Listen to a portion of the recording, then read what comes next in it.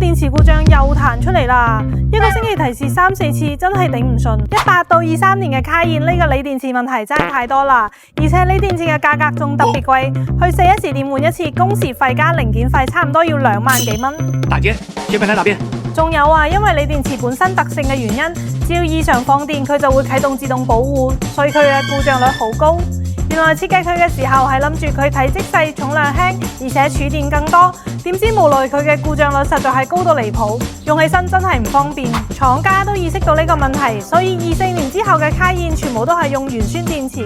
講真，鉛酸電池無論係性價比定係穩定性都無疑更高，而且用起身方便，唔使成日擔驚受怕。今日我哋將呢個有問題嘅鋰電池換成鉛酸電池，接埋專用嘅電池線，幾千蚊就可以搞掂，而且仲係一勞永逸嘅方案。換成鉛酸電池之後，唔會有咁高嘅故障率，日後維護起身都更加方便。有啲地方換咗鉛酸電池之後，啟停功能用唔到，電池電量唔顯示，嚟港珠澳保時捷服務中心，我哋幫你保留所有原車功能，而且做好正確編程。港珠澳保時捷服務中心喺珠海有2間門店，專注保時捷售後服務。